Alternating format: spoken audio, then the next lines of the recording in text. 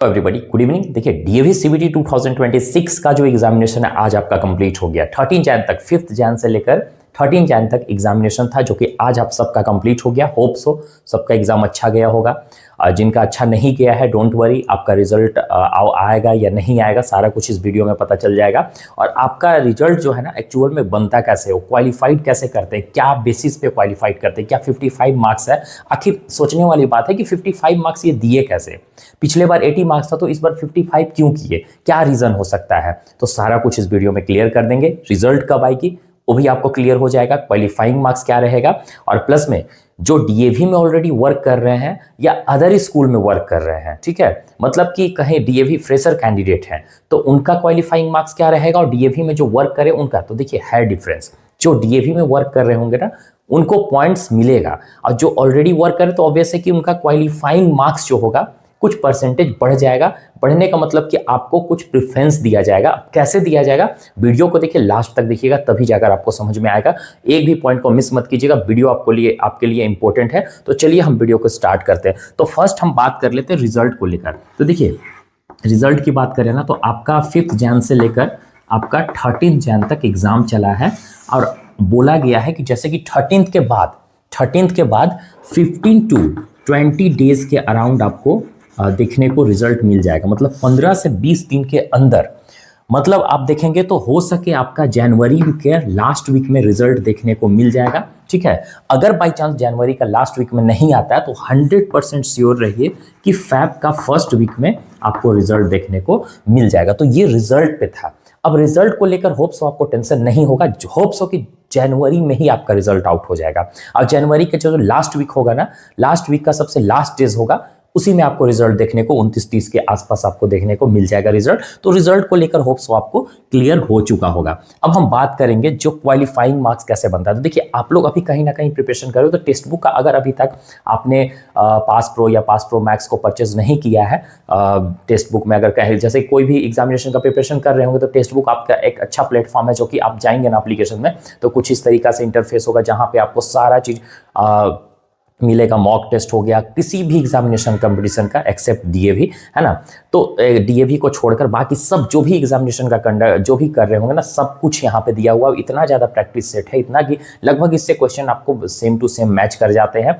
अभी देखिए ये ऑफर आपका चल रहा है हार्वेस्टिंग, ठीक है, हार्वेस्टिंग सक्सेस सेल चल रहा है, जो कि अच्छा सेल है। और प्लस में इसके अलावा भी एक्स्ट्रा अगर आपको डिस्काउंट चाहिए तो ये वाला जो कूपन है ना SID12, इस कूपन को आप यूज करेंगे ना तो इस कूपन को लेकर आप सिंपली क्या कर सकते हैं ना कि 12% डिस्काउंट आपको मिल जाएगा। तो जाइए अब एक्सप्लोर कीजिए।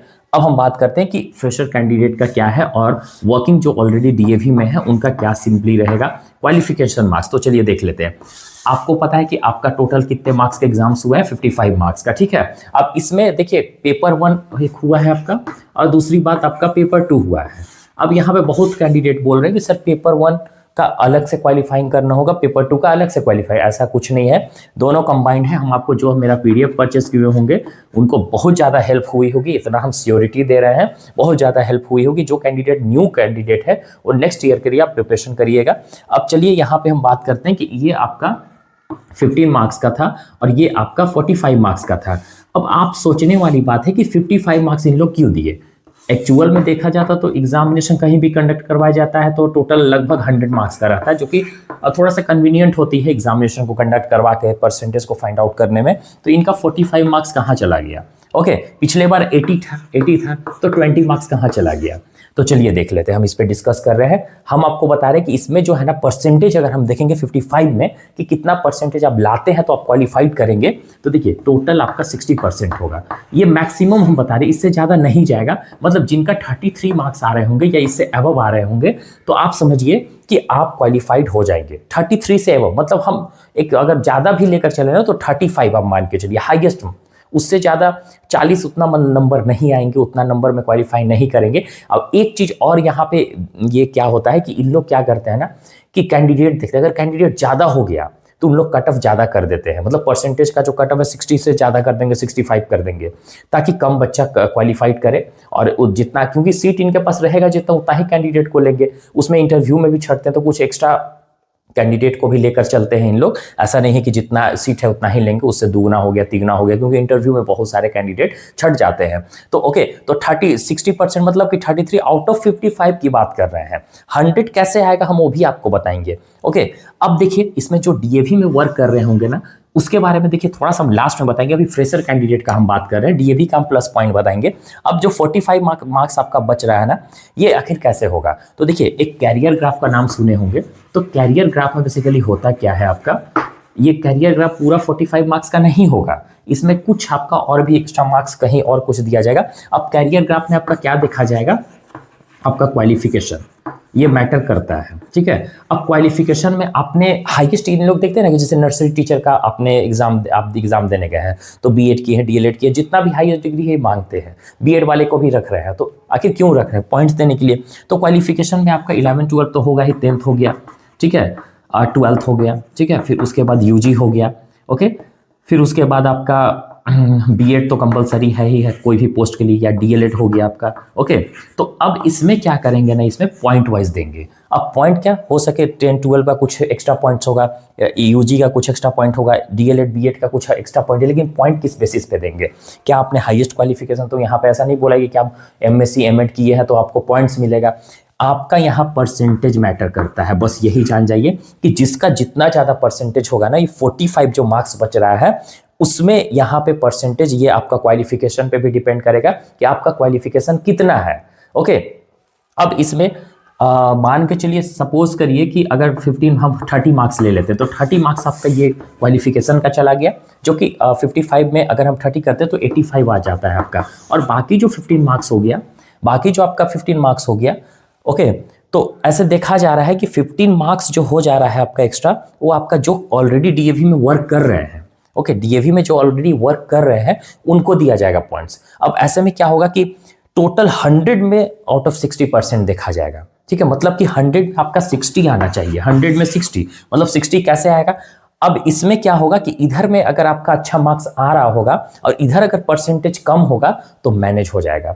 अगर इधर परसेंटेज कम होगा और इधर भी आपका मार्क्स कम होगा तो होप सो आप क्वालिफाइड नहीं करेंगे। तो ये क्राइटेरिया रहता है। होप सो आपको समझ में आ रहा होगा हम क्या बोल रहे हैं। एक बार फिर से हम शॉर्ट में बता दे रहे हैं कि आपका 55 मार्क्स का एग्जाम्स है, 55 में जो 45 मार्क्स जो बच जा रहे हैं वो आपका कैरियर ग्राफ के लिए है। अब कैरियर ग्राफ में आपका बेसिकली क्या होगा, जो परसेंटेज होंगे ना, आपका जो भी परसेंटेज होगा, क्वालिफिकेशन 10th का हो गया, 12th का हो गया, या ग्रेजुएशन का हो गया, बीएड का हो गया, उसका परसेंटेज पे मैटर करेगा। अगर जितना ज़्यादा परसेंटेज उतना ज़्यादा आपको उधर मार्क्स मिल जाएगा, ठीक है।